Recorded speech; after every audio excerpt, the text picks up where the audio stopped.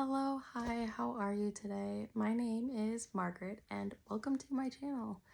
This is actually my first video, so I know I'm going to be a little bit awkward, but please bear with me because I know I will get better. And if you are a lover of true crime like I am, then I do hope you stick around. Now, today's story has a lot to unravel, so let's just get right into it. Having grown up in and around the Chicagoland area, I grew up hearing all the horror stories about this person, and I figured what better way to start my channel than with my first video being about this person. So today we are going to be talking about none other than Dr. H.H. Holmes. H.H. Holmes was actually born Herman Webster Mudgett on May 16th, 1861 to Levi Mudgett and Theodate Price in Gilmanton, New Hampshire. He was the third of 5 children, and his father worked as a farmer and sometimes as a trader and a house painter. They were devout Methodists and strict disciplinarians and were even said to have been verbally and physically abusive. Now, Herman wouldn't start out interested in medicine. Growing up, he was actually petrified of the town doctor, and the boys his age would make fun of him for it. He was supposed to be this tough boy, but was actually a mama's boy, and the boys his age just saw him as weak. And one day, they would end up locking him inside the doctor's office with one of those replica human skeletons.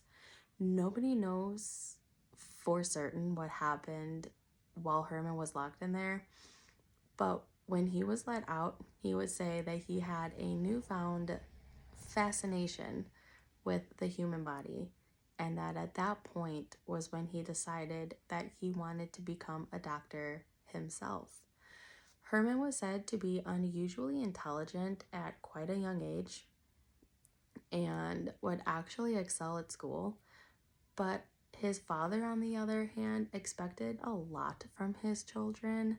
And by the time Herman got into high school, his father would actually send him to boarding school at Phillips Exeter Academy.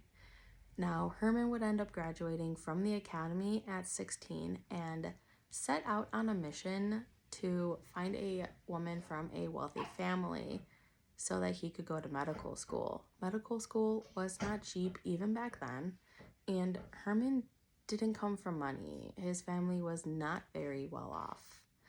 Herman's plan, though, would not go the way that he wanted it to, because he would be working odd jobs at a farm and would end up meeting the owner's daughter, Miss Clara Lovering.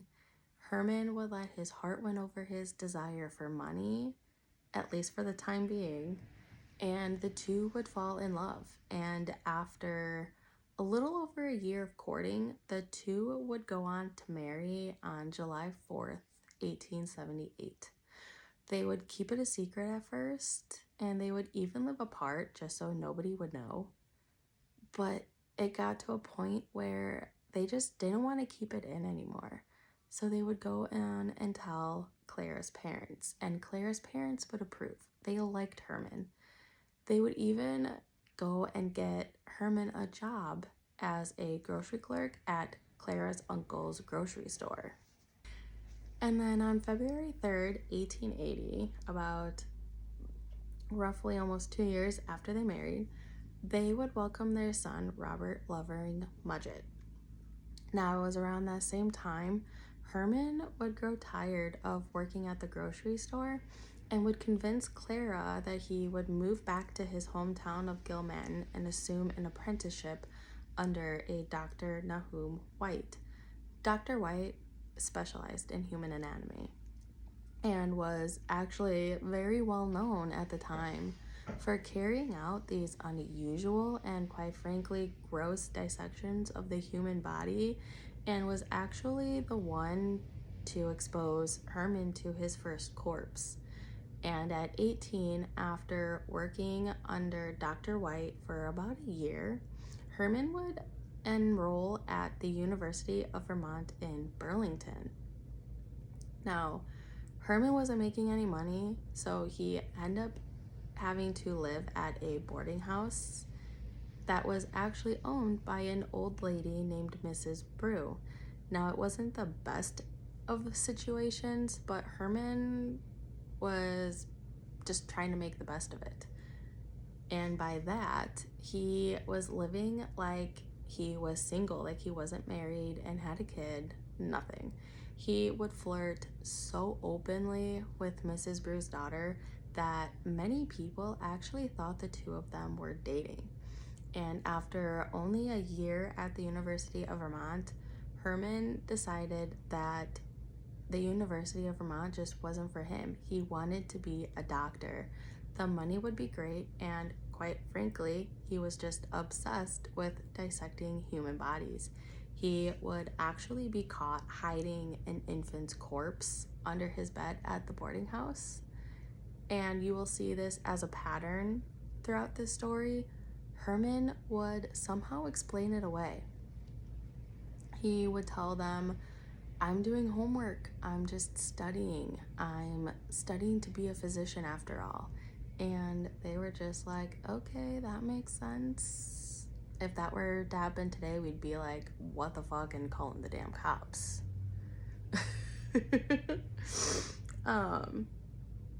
Now, on September 21st, 1882, Herman would finally enroll as a medical student at the University of Michigan's Department of Medicine and Surgery. Now, Clara and Robert would actually move with Herman this time when he was doing his studies. But after about a year, Clara would decide to leave Herman. Herman was selfish. He still wasn't making any money, so they were living in a boarding house, and what money Herman would get, he would use on himself to better himself and better his career instead of supporting his family.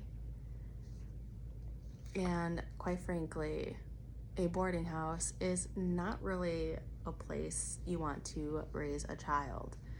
Now, Herman was also having difficulty paying his tuition, and he would be staying back one day examining a cadaver when he would overhear a conversation with the university's medical coordinator telling somebody about trading dead bodies for money. Now, of course, the mentioning of the exchange of money piqued Herman's interest. So, to give a little bit of a backstory, the university had to acquire their cadavers through a very diligent process that had a lot of rules and regulations. Because of this process, they only had enough cadavers to cover about 20% of their medical courses. Obviously, their need was much, much more than that. And of course, being as smart as he was, Herman listened and knew exactly what was going on. And it all seemed way too easy for him. The boarding house he was living at was right across the street from a cemetery. So all Herman had to do was watch for them to dig a new grave, wait for them to lower the casket down, and go across late at night, dig it up, take the body out, put the casket back down, and throw the dirt back over it, and nobody would know. He would then go on and sell the body and use the money that he would get to pay his tuition. He would originally start out just doing it by himself, and then would later on actually recruit a fellow student named Robert Laycock. Now, it was either with Laycock or someone else, but Herman would actually come up with this conspiracy scheme to fraud insurance companies out of thousands and thousands of dollars of life insurance policies through a very dark, sick, demented scheme that I'm not really going to go into detail about, mostly because it would never even see the light of day. It never came to fruition because they would go on and graduate. And in 1884, Herman would actually receive his license to practice medicine. And he would actually go on and set out to find a place to practice and would fall on the city of Moores Fork, New York. While he was in Moores Fork, he would work two jobs, one as a grade school principal and the other being a physician. And while he was there, he would actually be accused in the disappearance of a boy who was actually one of his patients and last seen in his company at his office. And of course, just like before, Herman would explain it away and say he had no involvement in it. And because he was seen as this esteemed physician, no investigation was done. Yet, Herman would still end up leaving town. And from that point, he would move on to the city of Philadelphia, Pennsylvania, where he would actually get a job as a keeper at Norristown State Hospital. He would only be there for a few days before he would quit and then go on and get a job at a drugstore. It was at that point he would come up with this plan to take out a life insurance policy on himself and then fake his own death and collect on the policy.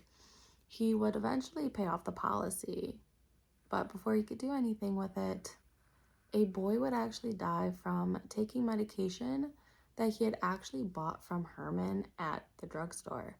Now, just like before, Herman would explain it away and say he had no involvement in, this time, the boy's death. And no investigation and no further investigation into him, I don't think, was done. Yet Herman would still end up leaving town and he would move on to the city of Minneapolis, Minnesota. He would get a job at another drugstore, and while he was there, he would actually end up meeting a woman named Myrta Belknap. Now, even though he was not divorced from Clara, the two would end up marrying sometime in 1886. Now, before the two would get married, Herman would change his name from Herman Webster Mudgett to Dr. Henry Howard Holmes. And since he married Myrta under the surname Holmes, she took on the name, and nobody was able to put the two and two together and be like, you're kind of already married.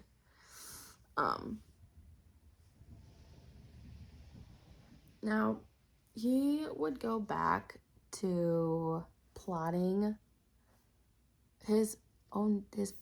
plotting to fake his own death again. And this time, Myrta was in on it.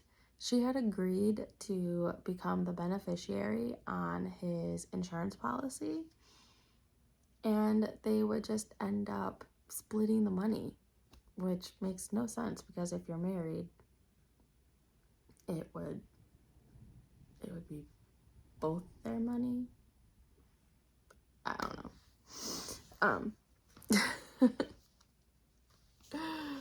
But he had insured his life for $20,000 and would wait for the right corpse to come along to play his body. He would even go as far as negotiating a deal with someone from a local medical school that would give him access to what they call the dead room. And he would be able to go in and look at the dead bodies they get every morning. And after about 2 weeks of looking at dead body after dead body, Herman, he just couldn't take it anymore.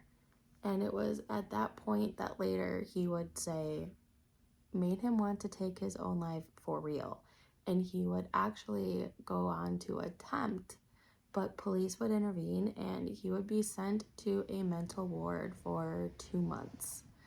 Now, shortly after his release, Herman would decide that it was time for a change, and him and Myrna would pack up and move to the suburb of Chicago, Willamette. Now, Herman would end up spending majority of his time in Chicago. He would actually go on and get a job at a drugstore in a neighborhood of Chicago called Inglewood. The drugstore was Holton's drugstore. The pharmacist was Dr. E.S. Holton, Mrs. Holton. She owned the pharmacy with her husband, Mr. Holton. Now, there are some stories that say that the Holtons were an elderly couple and that Mr. Holton was dying of cancer and Herman killed Mrs. Holton to get the drugstore. But actually, Elizabeth, Mrs. Holton, was only a couple years older than Herman and was also actually a University of Michigan alum. She had only graduated a couple of years before Herman. And during my research, it was actually proven that Mr. and Mrs. Holton both lived well into the 20th century, with I think Mr. Holton passing in 1910 and Mrs. Holton passing in 1933. So that was kind of disproven. Holmes had nothing to do with them. But Elizabeth had decided to sell the drugstore when she actually found out that she was pregnant with her second child. Now, they had decided to sell to Herman because he had proven himself to be a reliable, hardworking, and dedicated employee. Now, I did read somewhere that Holmes did had difficulty paying the Holtons, but after a little pushing back, like back and forth, Mr. Holton was finally able to get Holmes to pay him the money for the drugstore. And Herman would actually rename the drugstore H.H. Holmes Pharmacy and would go on to purchase a vacant lot across the street from the drugstore. And in 1887, construction on a 2-story multi-use building would start. The plan was to have apartments on the second floor and retail spaces including a pharmacy, jewelry counter, and more on the first floor. So that nobody would have a clear idea of what exactly he was up to, and so that he could also claim poor workmanship and refuse to pay for services rendered.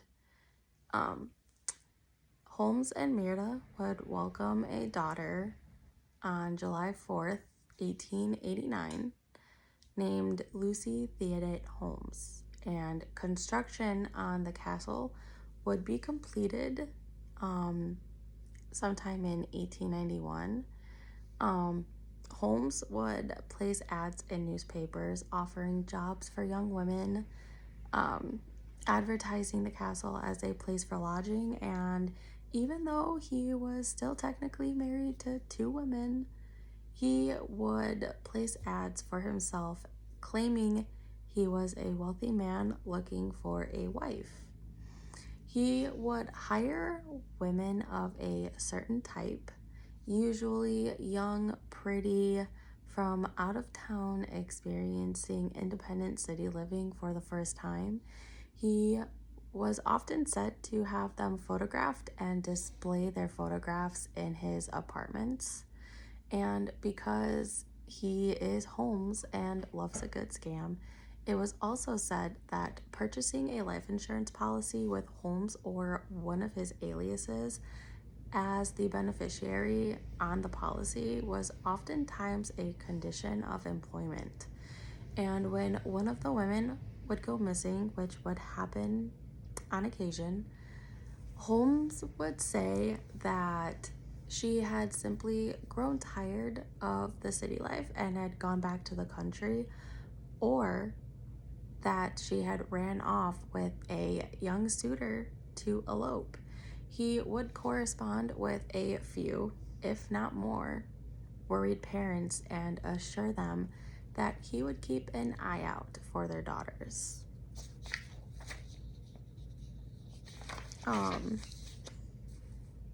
And by this time, it was also said that Holmes was quite the ladies' man. He was described as a smooth talker and a very charming person. By this time, though, Holmes was not being faithful to Myrta and had actually sparked up an affair with a woman named Julia Smith Connor. Her and her husband, Ned, and their daughter, Pearl, had moved into the building, and Ned actually got a job and was working at the jewelry counter inside Holmes's pharmacy. Now, Ned would eventually find out about the affair, and he would quit his job and leave Julia and Pearl. Julia would continue her relationship with Holmes. And around Christmas of 1891, Julia and Pearl would disappear. It was said that Julia had become pregnant with Holmes's baby, and Holmes had approached her and offered to marry her on the condition that she would have an abortion. And Holmes would later claim that Julia died from an abortion. Now, it is also said that Holmes was the one that performed the abortion on Julia.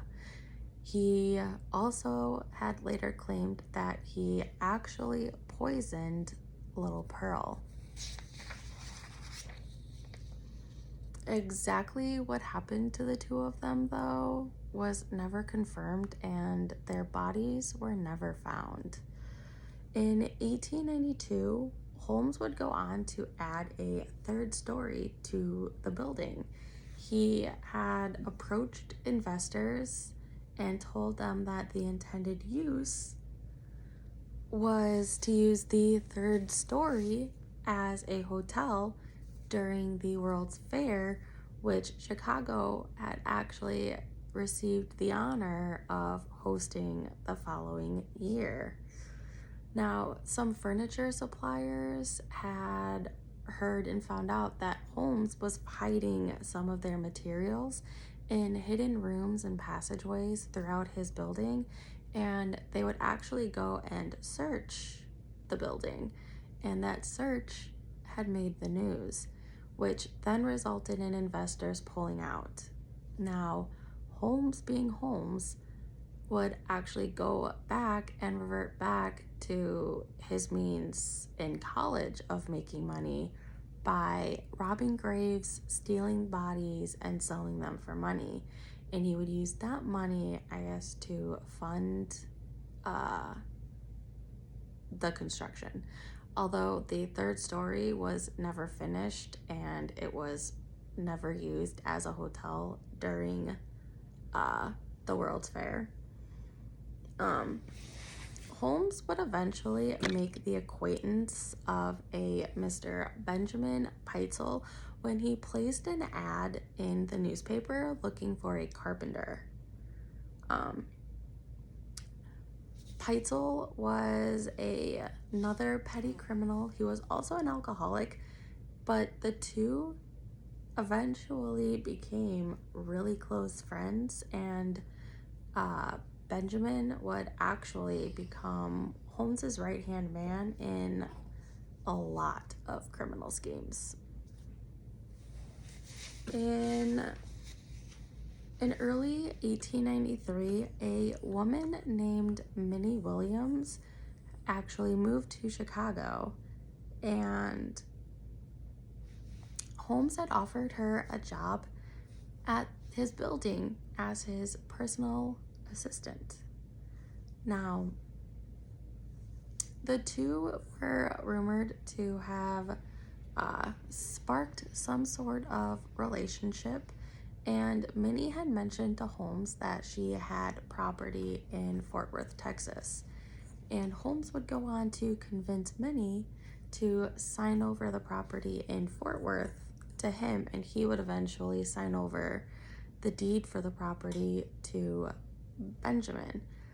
Now, later on in that year, Minnie and Holmes would actually present themselves as husband and wife to rent an apartment in another neighborhood of Chicago called Lincoln Park.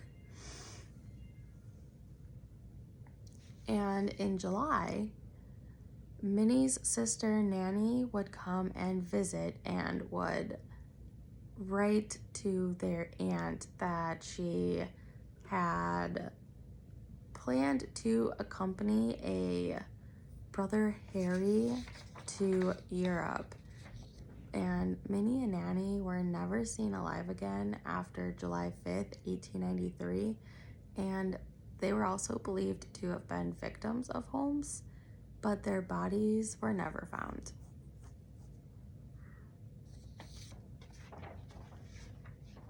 And like I said before, in 1893, Chicago was given the honor of hosting the World's Fair, which was a social and cultural event to celebrate the 400th anniversary of Columbus discovering America. It was supposed to take place between May and October, and attracted thousands and thousands of people. Holmes took advantage of the influx of tourists in Chicago and advertised his building as the World's Fair Hotel because it was only a few short miles from the fairgrounds. It was said that over 27 million people actually attended the fair, marveling at all the buildings with elevators and all the new inventions like the zipper, shredded wheat, and the Ferris wheel, to name a few. When he was at the fair, he would turn on the charm. He would lure back women to the building with the promise of a good night's rest. These people were mostly out-of-towners that would be unnoticed from the huge fair crowds. It was pretty much common practice back then that because a lot of people from different countries actually came. So back then it was kind of common that if you left your home country, you could never be heard from again, is what I read. So you would pick those people and lure them back, promise them a good night's rest. And by the time the fair was over, the list of missing people, the number is still kind of unknown, but it was said that no fewer than 50 people that were reported missing to police were traced back to Holmes's building, and their trails just ended there. Now, after the fair was done, Holmes would set fire to his building and try to collect on the $60,000 policy he had in place, but that just aroused suspicion from insurance companies, and they would actually pressure to prosecute Holmes for arson and obviously insurance fraud. And with them pressing, Holmes ultimately would leave Chicago.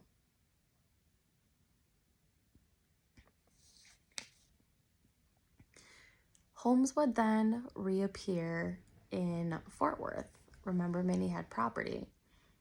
And the same month that he appeared in Texas, he would get arrested and briefly incarcerated on the charges of selling mortgaged goods in St. Louis, Missouri, with convicted outlaw Marion Hedgepeth. It was then that he came back around to the idea of plotting and faking his own death and collecting on his insurance policy. He even offered Hedgepeth a $500 commission for a name of a lawyer who could be trusted. After some thought, Hedgepeth would give Holmes the name Jephthah Howe. After Holmes would be released on bail, he went on and started planning his fake death. His plan, though, would fail when insurance companies ended up becoming suspicious. So he would then go on and plan a similar scheme with Ben. And Ben would agree to fake his own death so that his wife could collect on the insurance policy. And on January 14th, 1894, Holmes would marry a woman named Georgiana Yoke. Now, Georgiana would be clued into what Holmes and Ben were up to, as well as Ben's wife, and I believe even his children knew all about it. Now, what was supposed to happen was in Philadelphia, Ben was supposed to set himself up as an inventor named B.F. Perry. And the plan was for B.F. Perry to die and be disfigured in a lab explosion. And Holmes was the one that was supposed to be responsible for finding the proper cadaver to play the body of Ben. Holmes, though, went off script. Holmes would end up actually chloroforming Ben and setting Ben's body on fire, killing him. Miss Peitzel, though, when she heard about the death, had assumed, because she already knew what was going on, she had assumed that Ben was still alive, and Holmes kind of strung her along. Now, he would go on and collect on the insurance policy on the basis of Ben's actual dead body. And he would go on and tell Miss Peitzel that he would invest her cut on her behalf and string her along on a path throughout the northern United States after having convinced her to leave 3 of her 5 children in Holmes's custody. And at the same time he was stringing her along, they were traveling throughout the northern United States as well into Canada. Holmes was also lying to Miss Peitzel, telling her that Ben was still alive and that he was actually in London. Now, also following the insurance scam, detectives then became aware of Holmes traveling with the 3 Peitzel children. At this point, Miss Peitzel was worried and reported them as missing. She didn't know where her children were. Now, because of that, a multi-state manhunt commenced searching for Holmes and the children. This would also give leeway into the Chicago police being able to go and search Holmes's building in Chicago. Now, what they found was sickening and shocking. On the second and third floors, they found stairways that led to nowhere, blind passageways, with a laboratory, and a artist by the name Rick Urey drew out a rendition based and using the original blueprints to the building that showed that Holmes also had an asphyxiation chamber, a hanging chamber, a secret hiding place, a bathroom with a hidden stairway that led to the basement, and a chute that went down to the basement, among many others. Now, this also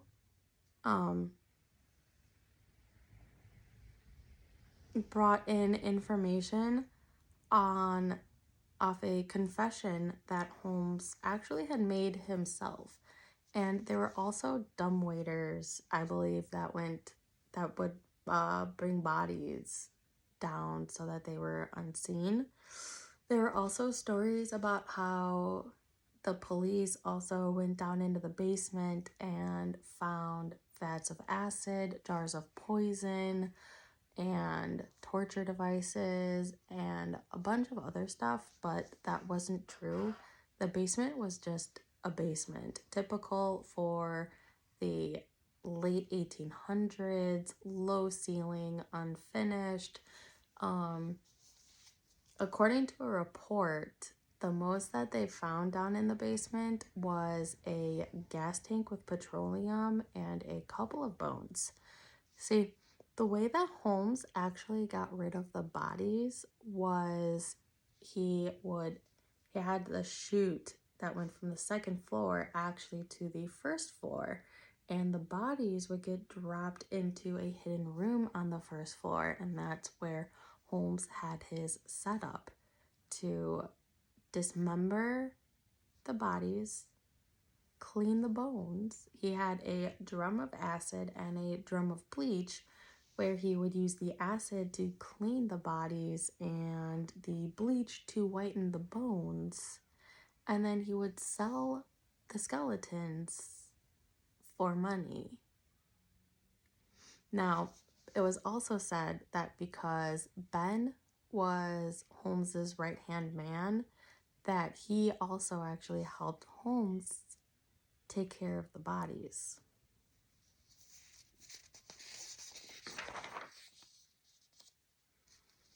Now, a Philadelphia detective by the name Frank Geyer was tracking Holmes at the time, and he had actually tracked Holmes to Toronto, Canada, where he was renting a home. Now, it was at that point that he would end up discovering the bodies of two of the Peitzel children. He discovered the two girls, Nellie and Alice.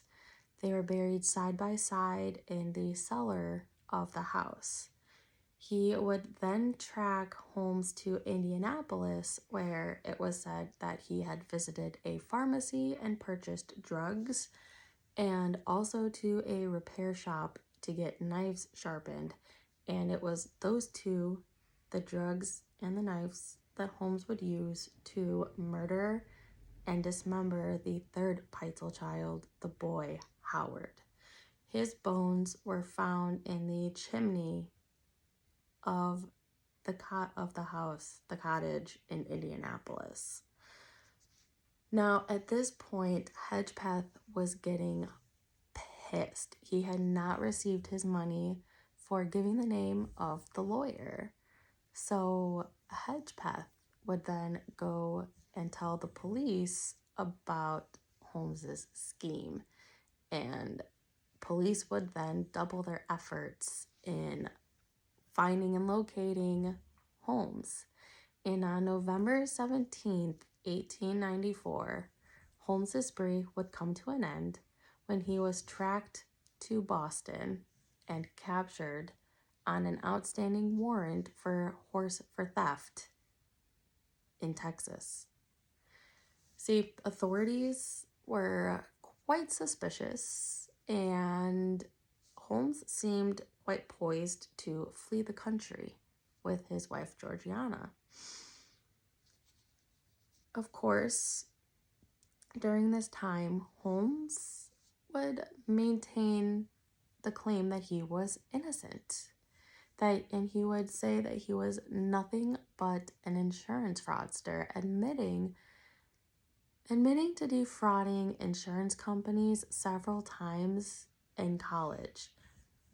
But his stories also would change, and at one point, he would even admit to killing about 28 people.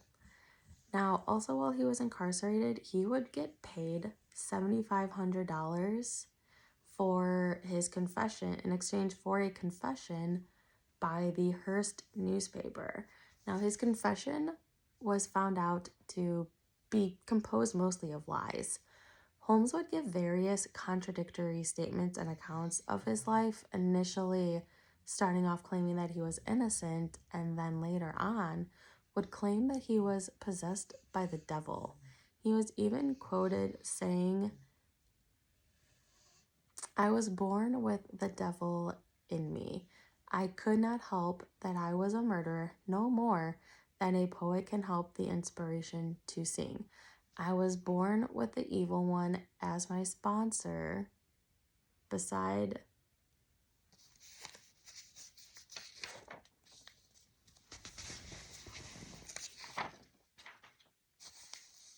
He was even quoted as saying, "I was born with the devil in me. I could not help the fact that I was a murderer no more than a poet can help the inspiration to sing.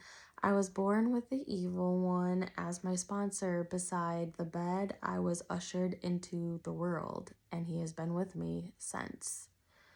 His many lies and contradictory statements and accounts made it very difficult for authorities and investigators to really determine the truth about what happened and what all happened, though he would end up being charged with the murder of Benjamin Peitzel, and his trial would start on October 28, 1895.